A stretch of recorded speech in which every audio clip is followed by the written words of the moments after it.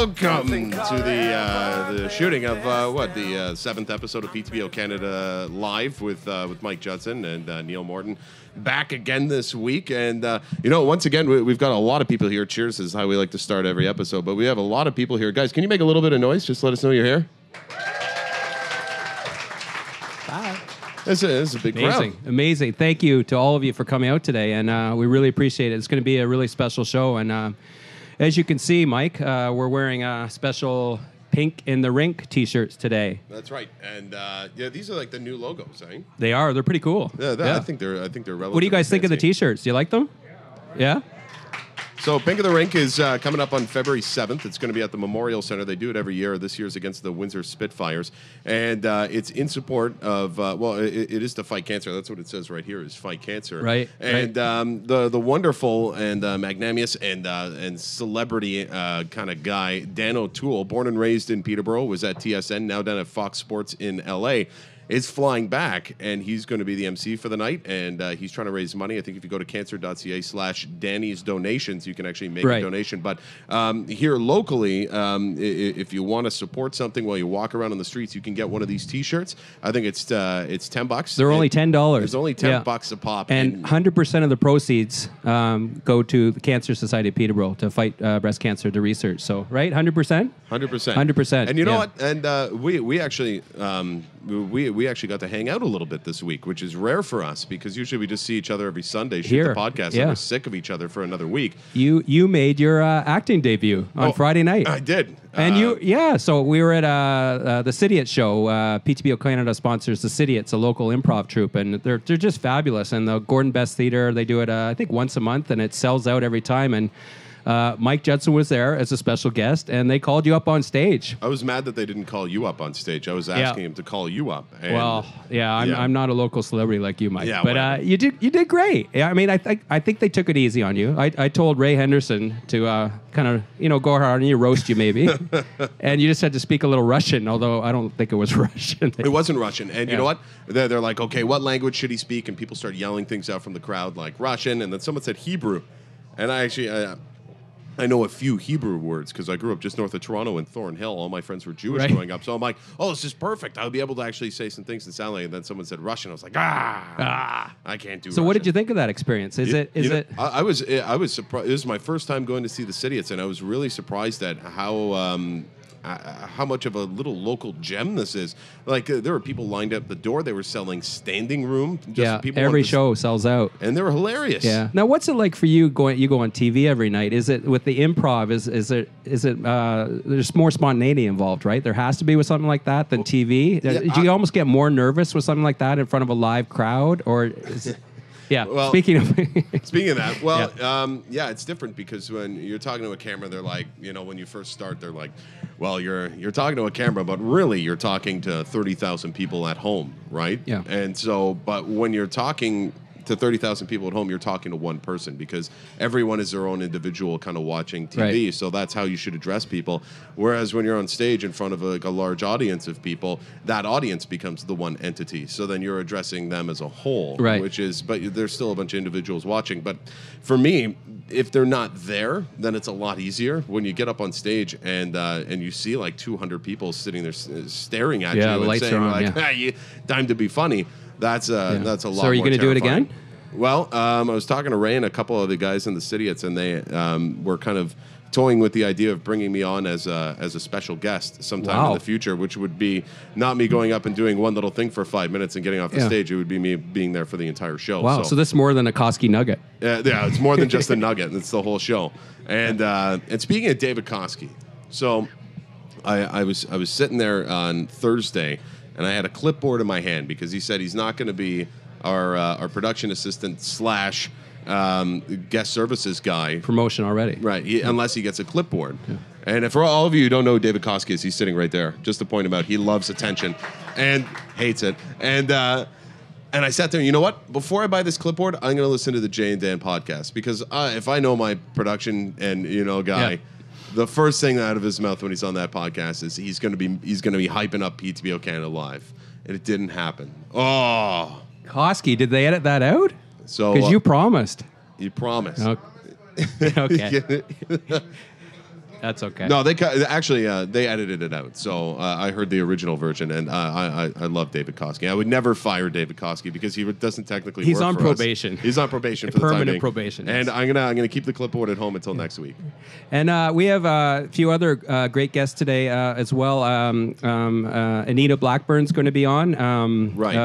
Anita, we really thank you for coming today as sort of part of this Pink in the Rink promo we're doing, and also for a benefit that her family is having here. Right here at the Junction on Friday.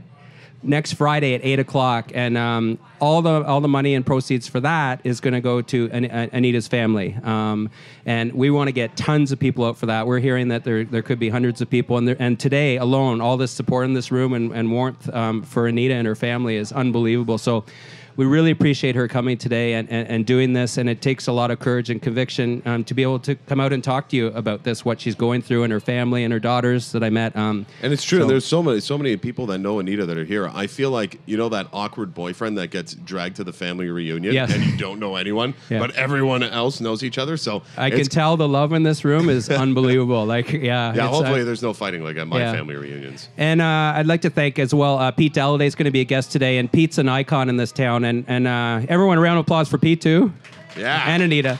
I have to say, Pete, when I moved back to Peterborough 5 years ago, and I told him I was launching this PTBOCanada business, he was one of the first people in town to get behind it right away and love what I'm doing. And he's such a cheerleader for this community, Pete, and always positive about stuff. So we really appreciate him doing this. The voice of the Peterborough Petes, and hits 100.5 in the morning as well. So thanks, Pete, for coming. And also, we have the great band today, the Lohrwoods. The Lohrwoods. Now, if I don't know if you're a big fan of the rockabilly scene, but I am. You know what? You are a big fan of the rockabilly scene. A little bit, probably not to the Judson extent, but I dabble in it. Well, you know what? These guys aren't psychobilly. I like psychobilly and hellbilly style music, but rockabilly, gets its roots from people like Wanda Jackson, like great musicians. So, Kate LeDouce, Robot Eyes. She was on, and then Missy Knott came on, and she did one of her videos. Well, Kate LeDouce did another video, and it was for the Lohrwoods. Oh. So they jumped on the Kate LeDouce bandwagon of getting free videos done, and what a great result. Their video is awesome. Yeah, they're all supportive of each other here, eh? All the bands. They sort of have cameos in each other's videos and writing songs together, and it just speaks to the city again. It's collaborative, right? Yeah. But I want to go back to David Koski for a second here, because one of the best moments that we had this week was we had this great meeting with the Peterborough Cancer Society. We're having a thing, and I just want to preface this, David Koski, first, just by saying that this guy does a lot for the community. He absolutely loves it, and he's really helping to spearhead this. He's the guy who got Dan O'Toole to come out and do this for us, and he does a lot of great work. But one of the greatest moments of that meeting was watching David Koski with an entire cookie in his mouth, and he had a point. Remember that? He's like, yeah, but what about just like crumbs and everything? It was the greatest moment of all time, and it felt like it lasted an eternity. and I wish we had a camera in that room to film Koski, and that would be our Koski nugget. We're bringing cameras around David Koski from now on, because he's one of the funniest guys I know, and intentionally funny at times as well. And sometimes unintentionally. And sometimes unintentionally as well. Are you ready to start this show? Yeah, I think we should start the show. So we're going to do it differently this week. You're going to get out of here, and you're going to bring me Anita, and then I'm going to actually talk about one of our sponsors. Awesome, man. All right. Thank you, Neil. And so we're going to move on to the next guest. But first, we always have to do a little bit of housekeeping to keep these things alive. And, speaking of housekeeping, we're inside our sponsor's house right now. One of our greatest sponsors, Riley's. This is home base for the podcast. And if you come down here every Sunday, I'm talking to the cameras now, but you guys know this too. And if you don't know, tall boys are cheap. They're $4 or $4.50 for the premiums. Also, you can get half-price nachos and half-price wings if there's a football game on, which there is. So perfect time to come down to Riley's and enjoy a good time. And you know what?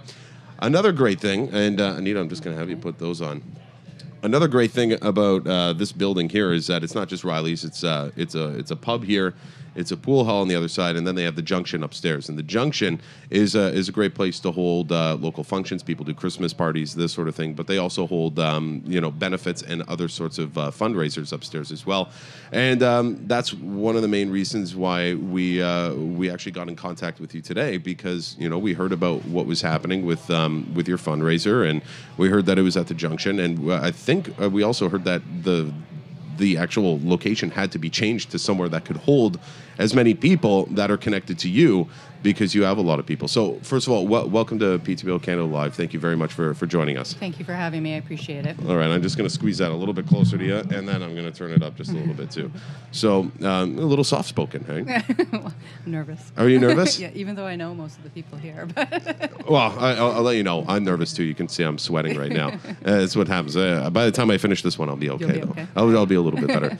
So I want to first just ask you, well, what's it like to have all these people just kind of sitting here right now? Because it's going to be a much larger feeling on Friday. it is. It's amazing. I have amazing family and friends, and we've always been close my whole life. And it's just the continued support and love that they show us every day, and really step it up. You know, when I've been going through this. This is my second bout, and we couldn't have done it without them. And you say second bout, just for anyone watching who doesn't know, it's breast cancer, right? Yeah.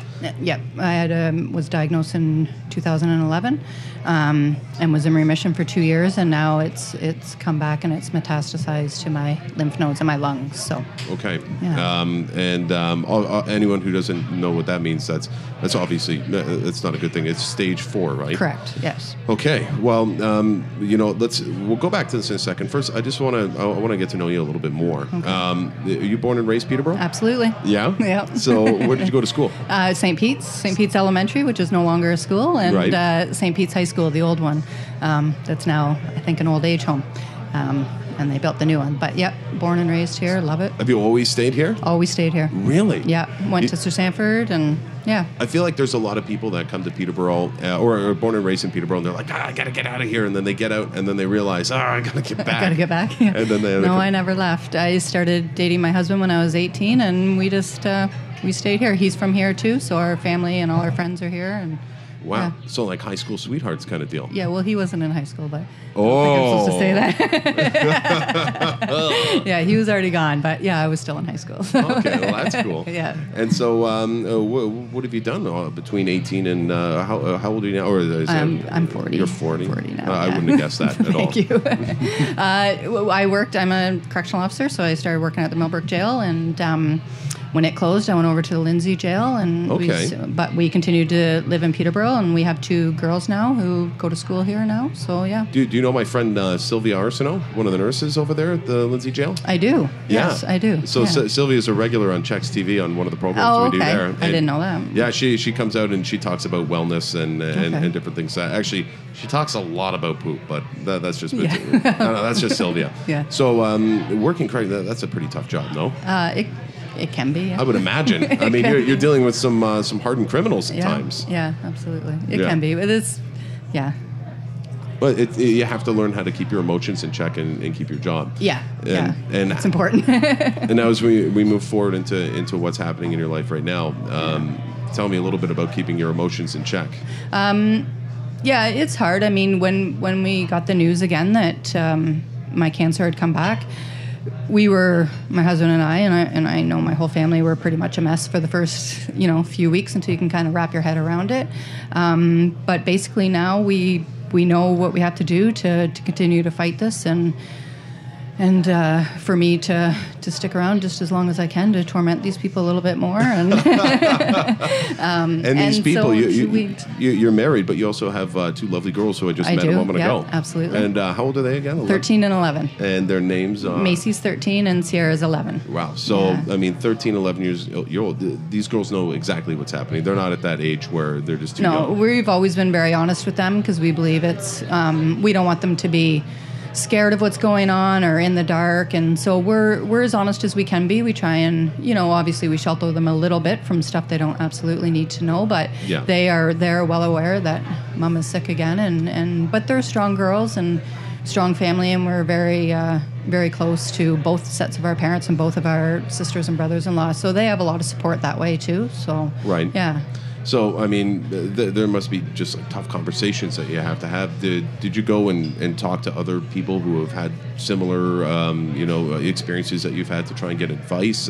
There must be groups that you can talk to, right? Yeah, there is. I'm lucky because we have a lot of people in my family who are in the medical field and stuff like that, so I've been able to rely on them a little bit. And also Hospice Peterborough, which is such an amazing, amazing place. And, we really couldn't have got through what we have without them, and they have amazing counselors, and our girls have been to see them, and so has Chris, my husband, and I. So they're amazing. I can't say enough about them. So you were first diagnosed in 2011. Since then, has your life just completely flipped upside down? Have you been able to achieve returning to any sort of normalcy? We were actually, it was a long, hard battle. I was off work for 18 months, and, I went through the whole, I had double mastectomy and chemo and radiation and reconstruction surgery and all that, but we really...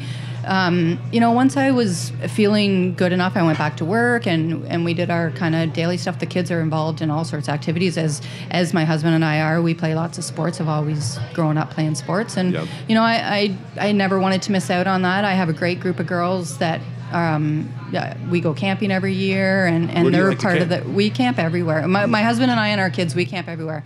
The girls, we stick close. We just go to Emily Park because we can't get kicked out of there. Can't get kicked out of Emily Park. Well, we try, but we haven't yet. So, okay. And they're helping run the benefit for me on Friday too. And so, yeah, I tried as much. It's always there in the back of your head that it can come back and stuff like that. But we tried, especially for our kids, because we were still so young and they were young, to try and get back to how things should be. And I think we, for the most part, had achieved that, and we had and still do have lots of plans for the future and stuff like that. We may have to speed up a couple things, but yeah. Yeah. So right now, as we sit here today, what is the fight like? Where are we?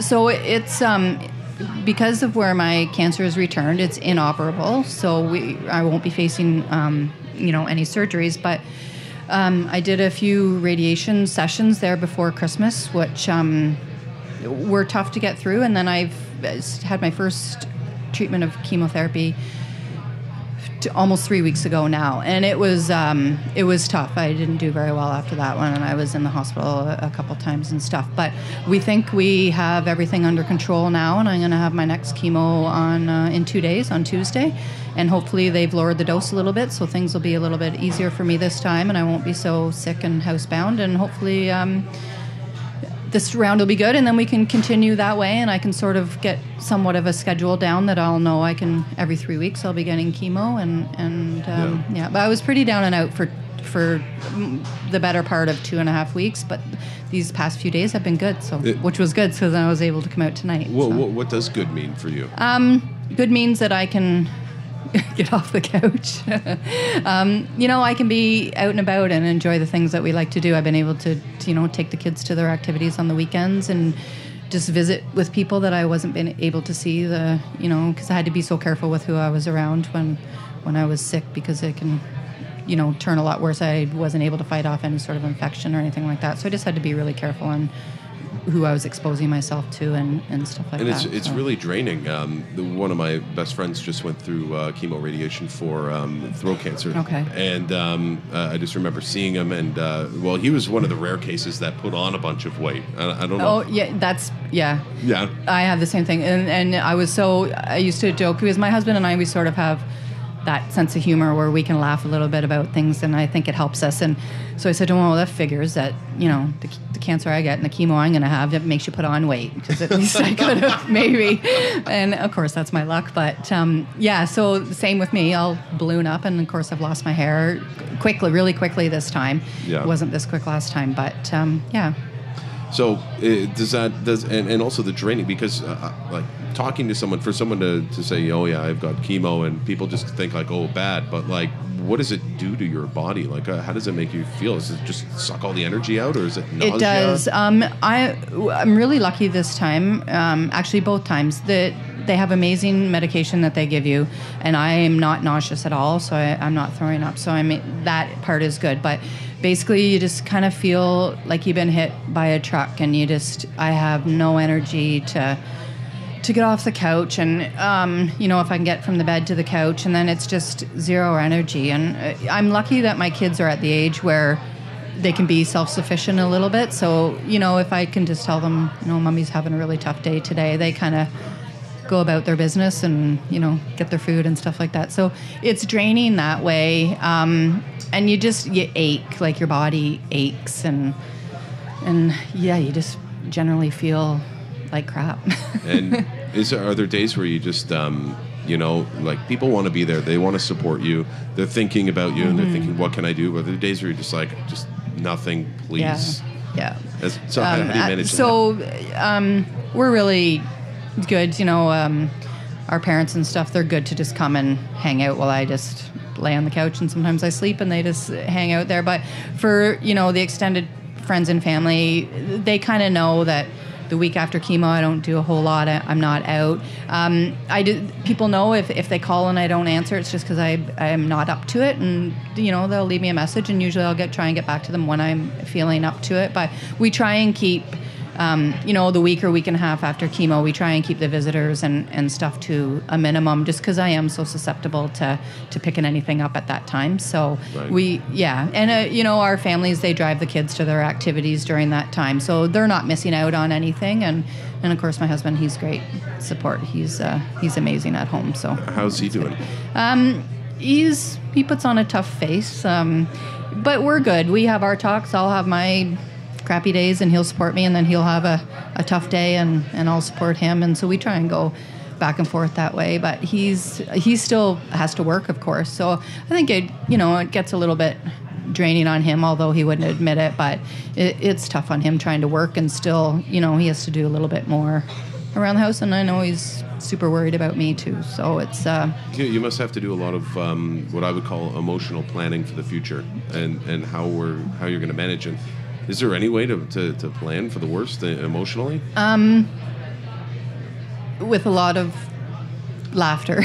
Yeah, right. I think if people probably the other night we had some pretty crazy talks. I thought if anyone's sitting in this room listening, so they would think, "Oh my God, what is wrong with you two? You're crazy." But there's certain things that we do have to face, and it's not good. But we do it alone and together, and we've had a couple of those tough talks, and it's been tough. And then there's been times where we're like, okay, you know what? Today's not the day that we're going to do this. Today is going to be a good day, and we're just going to laugh and have fun and try and forget what's going on. So I think it's really important to try and to balance it, because I don't want it to be every day a burden on all of us, right, emotionally, right? So some of those things we can change a little bit, and so we try and have those days where it's like, okay, today is not about cancer, today is about us as a family, and we're going to laugh and be our silly selves and stuff like that. So have you felt the love in your family, in your immediate family, really tighten and grow over the last few years? Absolutely, although we've always been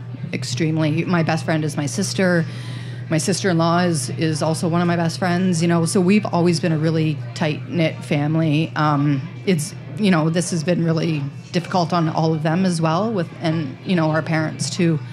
But yeah, 100%. I couldn't do it without them. Let's just put it that way. They've been huge support and love, and it's really nice. And Peterborough supports you too. Yeah. And I think you're finding that out. And have you been experiencing the kindness of strangers in this town? Absolutely. There's been, I don't know a ton about the benefit, because they're running it. I know when it is, and I know a little bit. I'm just told to kind of show up there. But yeah. I do know that there have been people that we don't know have contacted, friends and family, and have helped out in ways that they can. The kids' school, they've been amazing. All the support that they've received, and our extended family. I have a really big extended family, and they've been.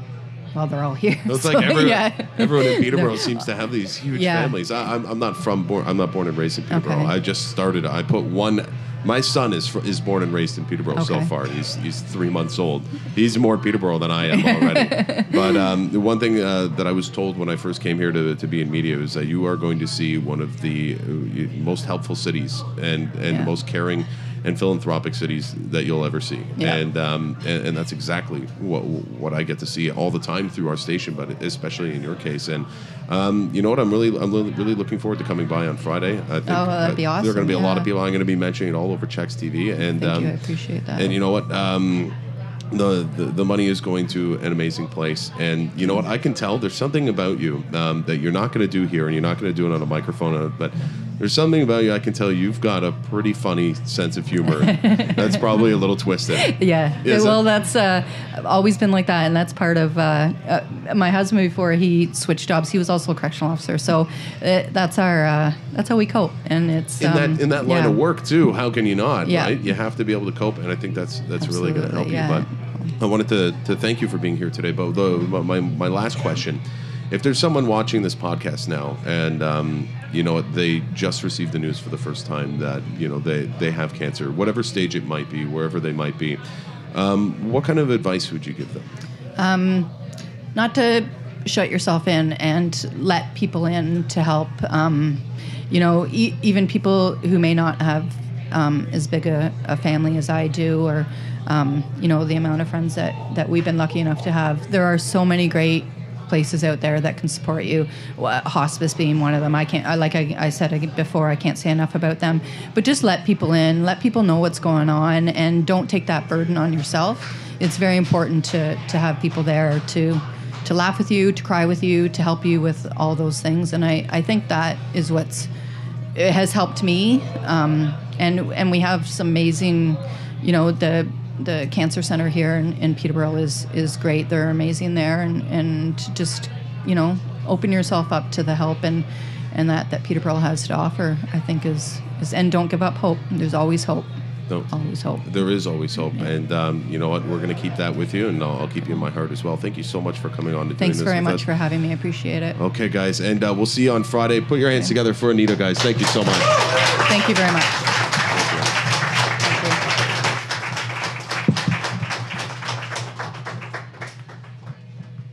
Now I got to do more sponsorship.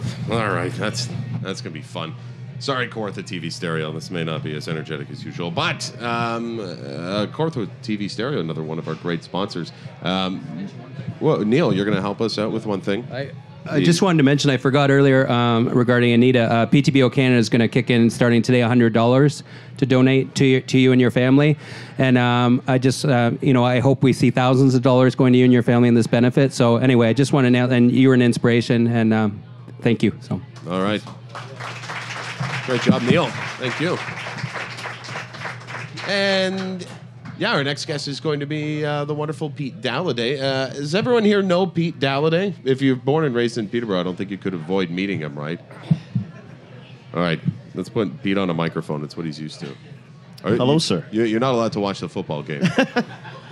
That's okay. I was pretty into that last interview, so that's got my eye on it. But I was listening to the entire thing, and it was just the family here, I know some of them, her husband, I know Marty Silvestri, her brother-in-law, and so a lot of familiar faces, which is really cool to see that. And no big surprise. I mean, they're a close family and tight night, so it's going to be a big night on Friday for sure. And are you going to come down on Friday? I know you're a morning show guy. You're up at like 3 o'clock in the morning.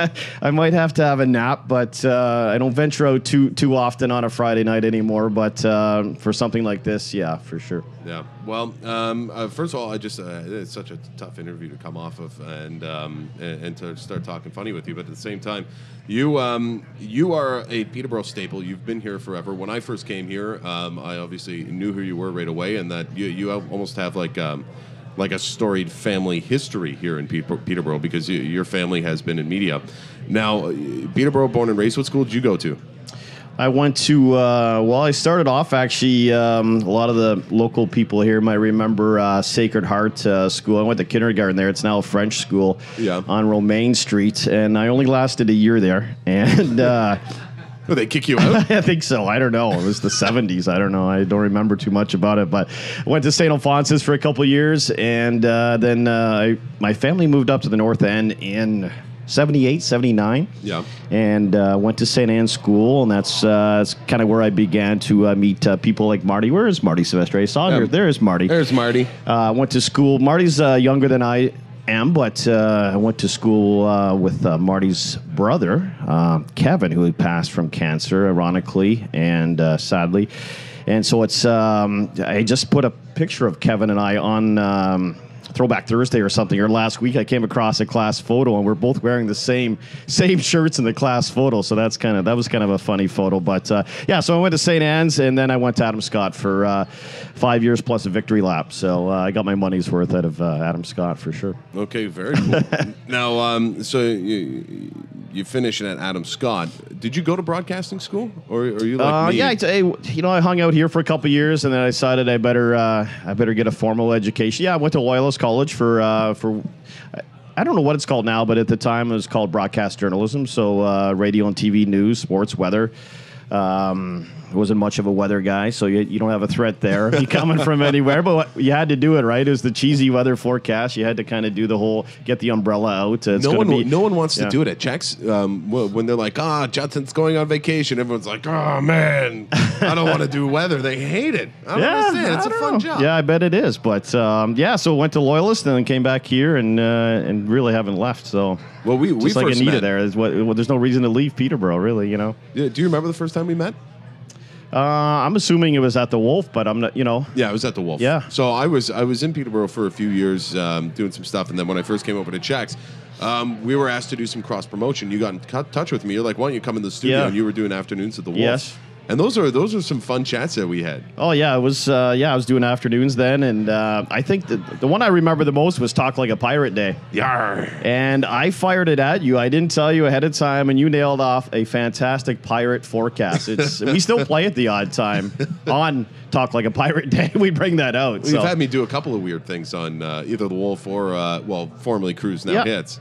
Eating contest. You sang an Avril Lavigne song for us, karaoke style. I did. Which was pretty good. Thanks. Got that on video. Yeah. I love that Avril Lavigne song. Yeah. You did the whole song, too, yeah. But you know what? One of the things being around Checks that I always hear about is, the old guys who used to be there. Graham Hart will tell stories about your dad, Gary. Yeah. How was it for you growing up with a dad in media? Because I'm asking this because I'm in media and I have a young son now. So I want your reflections on that. Yeah, it was great. I mean, it was different times back then. I mean, there was it's still the same, but station was up at the hill back then. And you've heard some of the stories, I'm sure, from Graham and some of the guys have been around, and it was just it was different. It was a little more like Ron Burgundy, you know what I'm saying? Like, it was a little bit more like that style of broadcasting. I mean, because it was the 70s and the 80s, and it was a little more loosey-goosey back then, so the stories are pretty good, and I grew up in it, so I don't know any different. That's sort of just all I know. My dad worked a little bit when I was really young at the GE and some jobs like that, but got into to radio and TV when I was about 4 or 5, so that's all I really know, but it was great, Not a lot of pressure. He didn't pressure me to get into it, or he did he help me get in the door at a few places? A little bit, but I still had to grind it out. I still had to work overnights and Sunday mornings, and I had to work part time for 12 or 13 years. Like, nothing was really handed to me. If I wanted to be an accountant, my dad would open a couple of doors for me. I would imagine. But you still gotta work hard, right? And you still gotta pay your dues, and you have been working hard because you do a lot. Not just working. Well, I mean, I knew you at the Wolf, and then you went. Mike Melnick, the morning mayor, who's still the morning mayor. Yes, but he's still around here somewhere. Just, the chairman as well. The chairman, yeah. He's been doing some stuff down at the Breeze with Jay Sharp, his pal. And then you took over for Mike, and I remember that, and I wanted to bring this up. I was doing my Pete Dalliday research earlier this week, and I stumbled across the front page article on the Examiner, which is saying Pete Dalliday filling in for Mike Melnick. Yep. Do you remember that picture? It's you and Catherine, and do you know what I'm bringing up? You're in a seat, and you've got the cameras like right here, and your legs are like this, and the camera's like right here. Oh yeah. Dude, you should read. I know what shot you're talking about. Read the third comment down. Oh, okay, I didn't read the comments. I think you might have a stalker. Yeah. Well, it's possible. Anyways, great shot. Absolutely love that. But man, what was it like coming in and filling in for Melnick? Because I mean, it doesn't matter who it would be. You could bring in Howard Stern to fill in for Mike Melnick, and you're gonna have trolls all over like everyone's website, and Peterborough has their fair share of trolls. What was that like the first little while getting into that? Yeah, it was. Mike was great, and when I had filled in for him over the years a little bit, and I think it was easier because he was a supporter of mine, and I've been a supporter of Mike's, and it was just I think he always sort of saw me as being the replacement, so that helped with that aspect.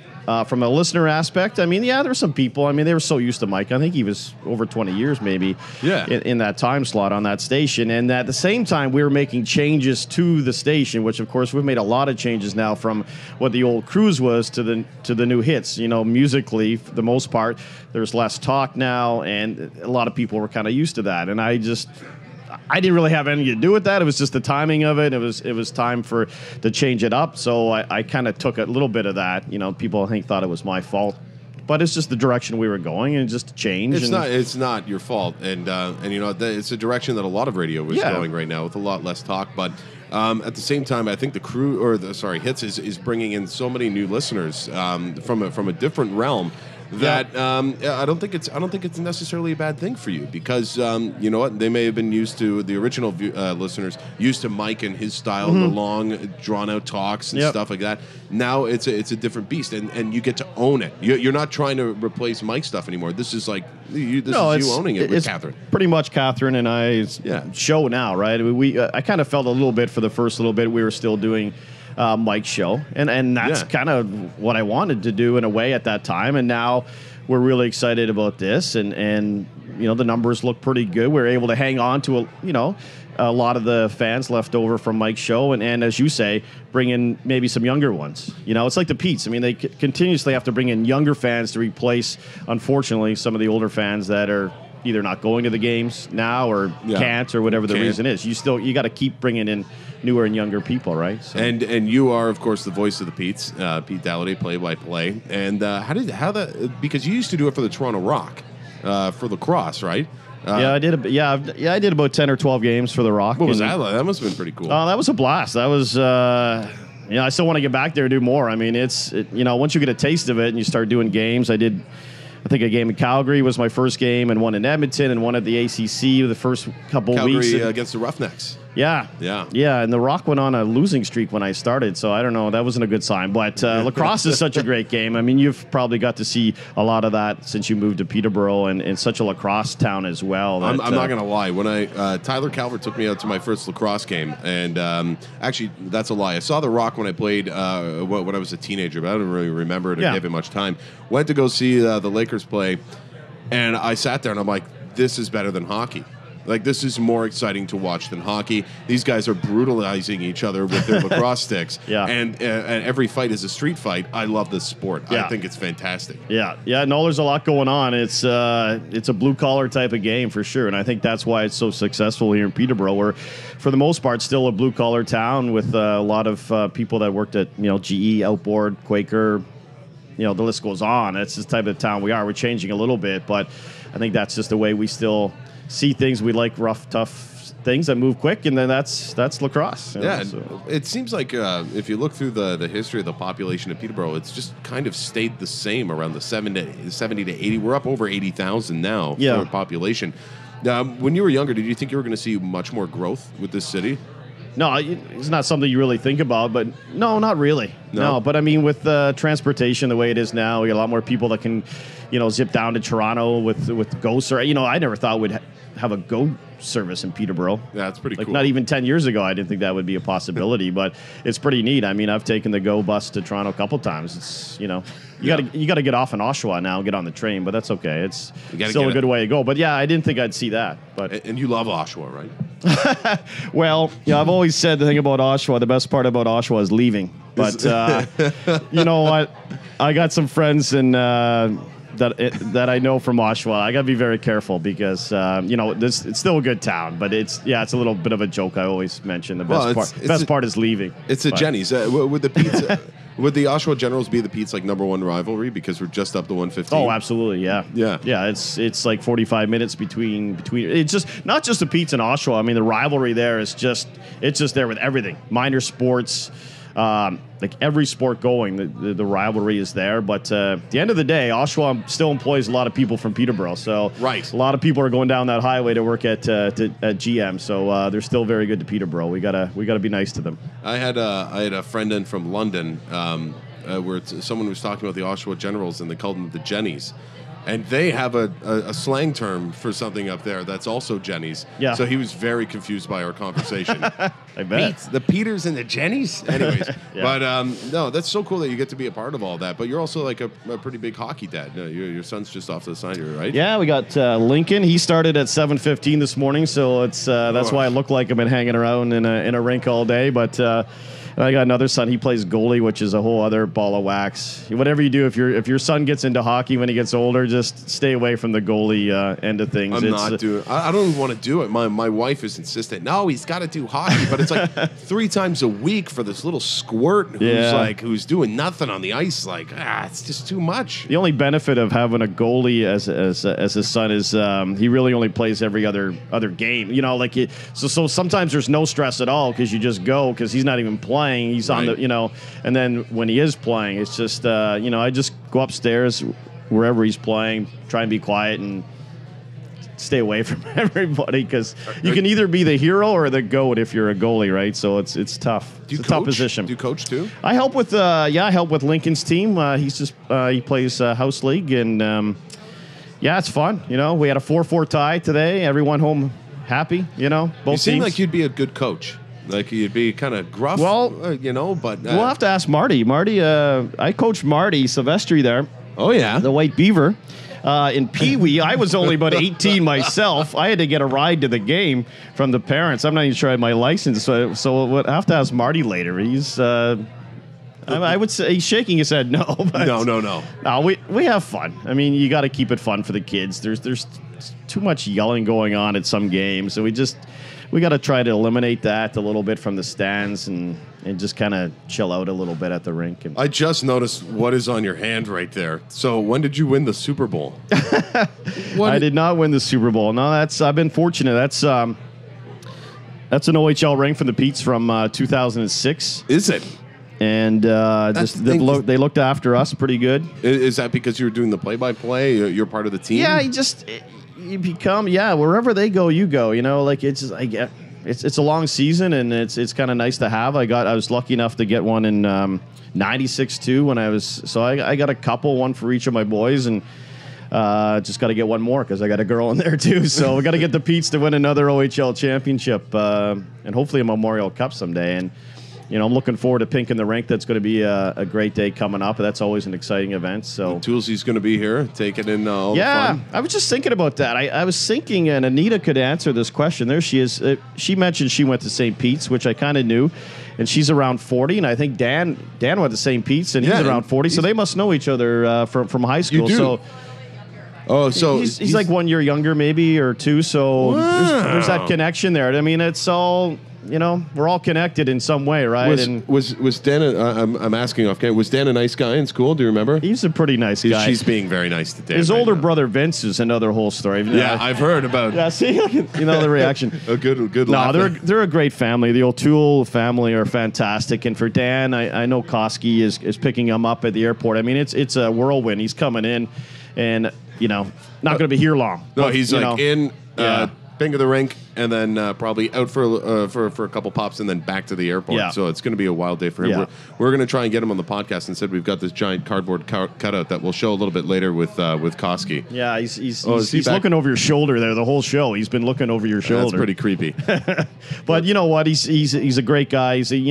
People say, well, you do so much for the community. Well, I've never flown 5 hours before or 6 hours just for a quick event, and for Dan to do that is fantastic. But you know what you have done for your community? You flew about 3 hours, and you know where I'm going with this? Yeah, down to the Bahamas. So I took one for the team there. So did you. Yeah, so did I. Well, that's where my dad loves you. My dad's like, Terry. That Pete. He's a real good guy. He was a good fella. And, you were. That was a lot of fun. So we went down to the Bahamas, part of the Sandals thing. We gave away a couple of trips, which was, you know what? The Sandals thing was well, I'm going to say it was fun, but you know the true story of what Mike Judson was doing down there in the Bahamas, and that was like running around with his head cut off trying to get things done. You had a rough start. I mean, you had a stressful couple of days to start off. But, but then it evened out for the most part. The one thing when Mike went to the Bahamas with us last year, he worked for about 10 to 12 hours a day. Yeah. And then the other 12, you didn't waste. You did not waste a single minute down there. You took advantage of every hour in the day, pretty much. There's a pub down there called Cricketer's Pub. Yeah. And the guy, and it's open all night, and the guys there were really nice. So they know you well. Yeah, they know me now. They still send me emails, and I'm not kidding, over Facebook. Really? I still keep in That's touch with awesome. a couple of guys. But I remember the red, white, reds. Yes. Yeah. Yeah. That's the reason to go back to the Bahamas. Yeah. Those things are great. It's good. Quick plug, though, if I can, because this isn't live, so we can mention this, because by the time this hits PTBOCanada.com, we can announce to the people here, anyone that's interested in going back to Sandals Resort and winning a trip from Checks TV and Hits, we are giving away 2 more. So, that's right. So last year we gave away 2 trips, and it's like worth like $10,000. Like these trips are no joke. And I'm not saying each trip is $10,000. I think it's like 5 for 2 people or something like that. I shouldn't even really get into the numbers. It's high end. Let's put it that way. Kai is going to slap me in the face. I think I screwed this up last time I talked about it. But when we were there at the resort, it was like caviar for breakfast, escargot for dinner, and like you don't pay for towels. And I've never been anywhere like this. I'm used to like setting up a tent and being in the middle of the woods with no one helping me. But this is like the lap of luxury. So we're giving away 2 more trips, and I think we're starting qualifying not next week, but the week after that. Yeah, for sure. And hopefully someone right here at Riley's, a member of the family here, it would be great if they qualify, and it'd be great to Wouldn't send that be them off awesome? to a great trip. Yeah, would be good. That would be fantastic. But you say hello to your dad. We had a great time, and he's a great fellow. Yeah, it is. He's a lot different than my dad. You know, you were asking me about him. They're really different, but they're the same in the fact that they, you know, they're great grandparents. They just, you know, it's all about family with them, and they're similar in that way. So I remember the first time I met your dad. This is a great story, by the way. I was at a Pete's game, and I was there with Tyler, and he was shooting it, and I was just kind of walking around, and I was standing just by myself, and I'd never met your dad before, and I didn't even know who he was. I just started at Checks. I'd never seen him before, and he comes up to me, and he gives me a shot in the ribs with his elbow, and I turn around, I'm like, who's this guy? He's like, man, can you eat some chicken wings? And then walks away. And I'm like, I'm standing there, and then Tyler's like, yeah, that was Gary Dalliday. I met him a bunch of times since then, and he's a really good fella. How's he doing now? He's doing good. You know, he had his own bout with cancer, and that's kind of why he had to kind of retire a little earlier than normal. I think it was in the works anyhow, but it kind of sped things up a little bit, and he goes for his checkups a couple times a year, and it's been a few issues, but for the most part, he's doing really good. He's a huge supporter of Pink in the Rink.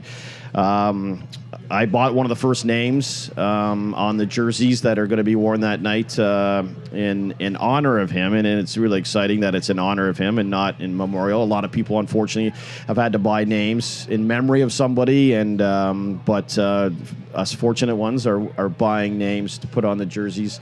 So yeah, you buy the in name honor of somebody, which means they're still battling or they've beat it. So will the jersey say Dalliday on the back? Just really small. It's just like it's on every jersey, and people for $20, I believe it was, Anita, right? Were able to buy just the name of somebody. And it's on every jersey. So it's really small, but it's on there. Right. Yeah. And going back to the interview we had before, I mean, that must have been pretty tough for you seeing your dad go through something like that. Like, I've never had anyone in my family have. Yeah.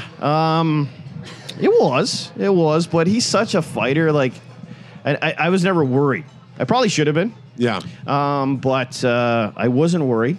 I was fortunate. I just went on. I mean, it was the middle of the peach season. I had to just keep sort of plugging away. Right. And kind of dealing with it. So I didn't, I'll be honest with you, I didn't have a whole lot to do with I wasn't there a lot when it was happening because I just had to keep going on with what I was doing. But that's such a father-son thing. You know what maybe, I mean? I think with my dad, too, I think it would be kind of the same. You know, my sister she always, like, whenever we need something like that, she's there, right? Yeah. She steps in. And my brother did too. I was just I was busy. I got 3 young kids at the time. And so I didn't really face it a whole lot. He battled through with my mom and they got through it. And it was really quick with him. Like he didn't go through chemo and some of the tough things that Anita's going through, right? I mean, it was just surgery. They went in, they got it out.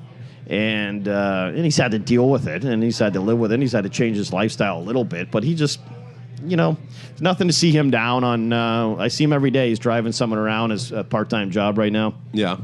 And he brings them to the post office. They go for coffee, and he just, you know, He's just having a good time. He's just yeah. I think he feels like he's not on borrowed time, if you will, but just he's, it hit him that hey, he's going to live every day the way he wants. He's going to, he's going to go out his way, I guess, and he still helps with the Pete's. And your dad totally seems like the type of guy that's going to go out his way. You know what I mean? Oh yeah, he's not going to change. He's he does what he does, and to drive around and chat and go for coffee during the day. That sounds nice. He likes it. He still misses being on the road with the Pete's. So that was his thing. He loved that, and I think he still does one trip a year, goes with them, hops on the bus or whatever. But he still works up at the Pete's games. He works up in the scouts room and the media room, and he sort of gets his fix that way. But it was pretty cool. He had a quick cup. He played for the Pete's back in the early '60s, I guess, just for 5 or 6 games. And so the fact that he's still part of the organization, it's kind of neat to see for sure. So that is very cool. So as of right now, we're doing the hits thing. Now you're doing the mornings. How's the transition to mornings? I've done mornings twice in my career in broadcasting. One was in Calgary, and the other time was when I was working over at Magic. And I had a really bad thing happen when I was at Magic. The mornings were getting to me so bad that it would be 2 p.m. I'd be putting myself down to have a nap so I could be somewhat functional when my wife got home later in the day. And you know that song, that Hands Up song? By Sway? Yeah, by Sway. It's like the Club Med song or something. Yeah.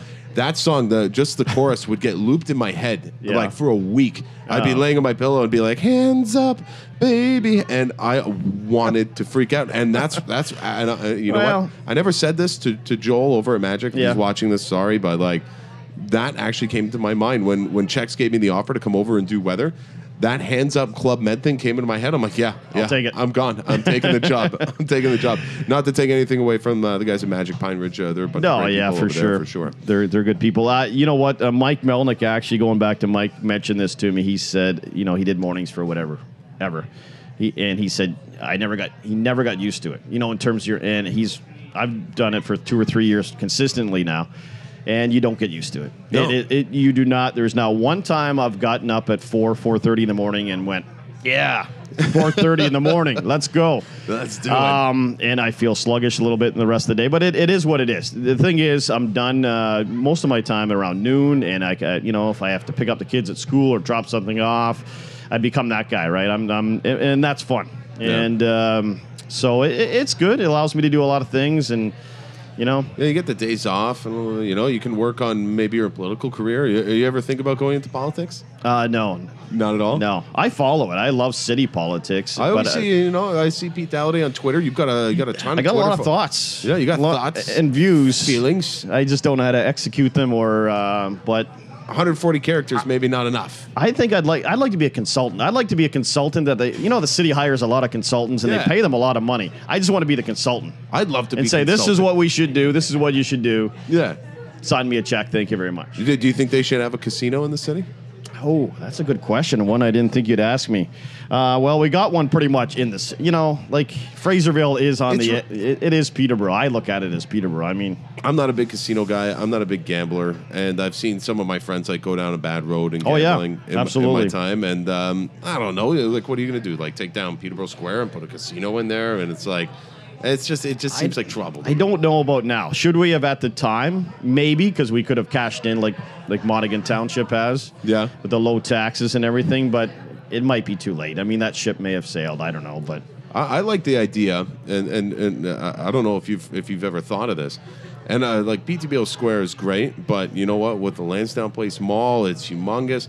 Imagine we were to take PTBO Square and build the Memorial Center there, have it right downtown, and then turn what the Memorial Center is right now into a multifunctional playing facility. It could be an indoor facility for soccer or lacrosse. All those different things. Yeah. And then have the arena downtown like Cops in Hamilton. Wouldn't that be cool? I think it'd be cool. I was thinking that. I've thought about that a couple of times, and there's some other properties in downtown that I think it could fit as well. People say, well, parking, this. Well, you know what?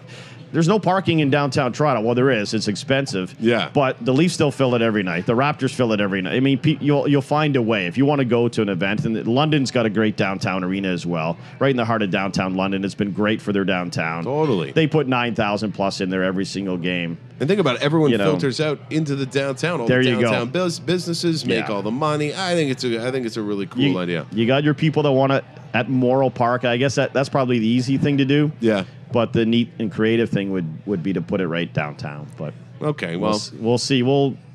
we agree on something. We agree on that, yeah. I think it'd be neat. Maybe the city should consult us. We could start a consulting firm. Perfect. Yeah, Judson and Dalliday. No, I'll put Dalliday up front. Okay. You've been here way longer than Fair me. enough. So Dalliday and Judson. Consultation. I'm gonna see if the Twitter name is taken yet. Okay. All right. So, All right. Pete, thank you so much for joining me. Hey. I hope people got to learn a little bit more about you. I certainly did. That was absolutely fun. And we love you on the hits. And I just have to say that because of cross promotion between the two stations that we work for. Our boss assigned our checks. Yes. Yeah. The same guy. So we got to be. And sure. Cryptically, I'll see you in a couple weeks. All right. Pete Dalliday, PTBOCanada. Thank you, Mike. Thank you so much for joining us, man. All right, short break, and then we're going to come back with the Lohrwoods after this. If you haven't noticed, every one of these podcasts has had a musical portion right at the end. And every one of these musical portions of PTBOCanada Live is brought to you by Mars Music. If you don't know where they are, they're on George Street here in Peterborough, attached to Market Hall. And these guys are your last local bastion for music help. Instruments and whatever you need, any kind of equipment. Hey, they hooked us up here at the podcast so that we could have amazing sound. And that's what they do there at Mars Music. So be sure to check them out. If you need anything, if you need amplifiers, you need microphones, you need awesome podcast microphones, just go down and ask them. If they don't have it there, they'll have it to you in a few days. Mars Music on George Street in Peterborough. Let's go back to the podcast. All right, welcome back to PTBOCanada Live. This is the last segment of the show. This is the musical segment, and at this point, we are going to welcome the Lohrwoods. I'm going to stand halfway. Does that actually? That just looks like I'm doing something. I'm going to get you a stool or something. You want a stool? Speaking of stool, I'm going to get out of that position. But regardless, so can you introduce the band? So who do we have with us today? Well, on guitar we have Brandon Humphrey. On the snare and brushes today we have Matt Greco. Matt Greco. Fresh new haircut. I saw Matt at the City this week. I'm Rob Foreman. All right. So you guys have been together for about 3 years now. You've been playing like all over the scene, but you guys play rockabilly. Now, I read up a little bit about you guys, and, Rob, you weren't always a rockabilly guy. You've gone through pretty much every musical phase you can think of, right? It all kind of came down to the bass. I started with like punk rock, I guess, playing electric bass. Yeah. And then when I finally got one of these or wanted to, it's just kind of the natural progression of what styles you can do with the bass, I had already moved from like punk into metal and then into like roots styles like jazz and funk, and I just wanted to play the bass and all the different styles that could happen. And now you guys have settled on rockabilly, and it's not a bad time for rockabilly, I would say. No. What do you think, Matt? Okay. Oh, totally. Every time we go out and we see the kind of people that come to the shows and stuff, it's pretty diverse, thing.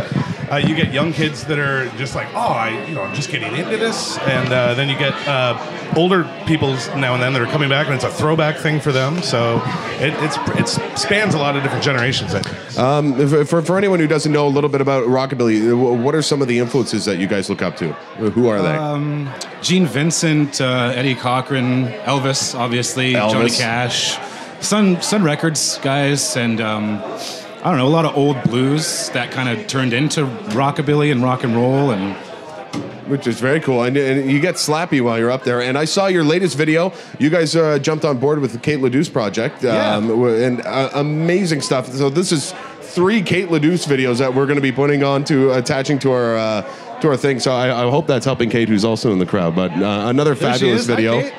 And you had some burlesque singers playing with your latest act, and you guys have 3 shows coming up through the Pigs year in 2015. Yes. What are those dates? Well, it's every 3rd Saturday of the month, February, March, and April. So we're looking at February 21st, March 21st, and I think it's April 18th. April 18th. So I'm actually looking for. I haven't seen you guys play live, so I'm definitely going to be coming out in February. No, it's going to be a lot of fun. So you guys have a new album. It took a few years to make, but you really wanted to take your time making it, right? Yeah, it's really just getting the sound down and what we were kind of crafting as the trio that we are. Right. This incantation of the band has been together for 3 years, but I started the band earlier on. So then it's been since we've been together that we kind of found our sound, really, and I guess it's rooted in rockabilly, it's rooted in roots music, but we all kind of bring different styles in, and it really kind of shaped what we are, and that's what we decided to put the album out. All right, so your next show that you're playing is at the Pig's Ear? The very next show is the 24th. Yeah, 24th. Next weekend. Next Saturday. Yeah. At the Red Dog. At the Red Dog. All right, so if you guys want to check out the Lohrwoods next Saturday at the Red Dog, head on down. It's going to be a good time. You know what? Maybe that's when I'm going to see you, not in February anyways. Yeah. So what song are you going to be playing for us now? This is our title track of the album. What's it called, Matt? It's called Until We Meet Again. Until We Meet Again, which is also the last song of the album, just to keep that fresh in your mind. Exactly, Hey, yeah. It's like a so long for now. so long for now. Yeah, we'll be back. Okay, guys, this is the Lohrwoods, and we're going to play it out. This is almost it for the PTBO Canada Live podcast. First things first, let's set up the microphones. All right, ready when you guys are.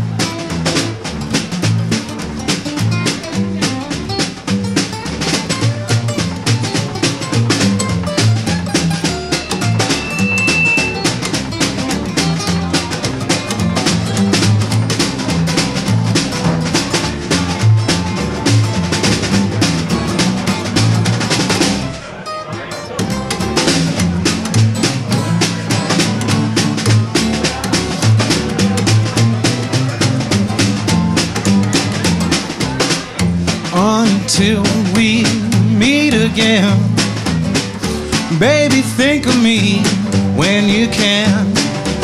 Try to remember all those good times we had, 'cause I know when I left it hurt so bad. Until we meet again, come September I will take your hand. February be my Valentine. Through all the seasons you'll be mine. Through all the summer days and all the winter nights, there'll be no better man, they'll call me Mr. Right.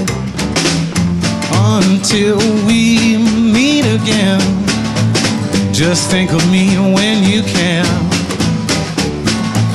Just think of me when you can. Just think of me when you can. Hey! All right. Woo! That was the Lohrwoods, and that was episode 7 of PTBO Canada Live. Thanks for joining us, guys. Thank you for everyone coming out. All right, have a little fun. We'll see you next week.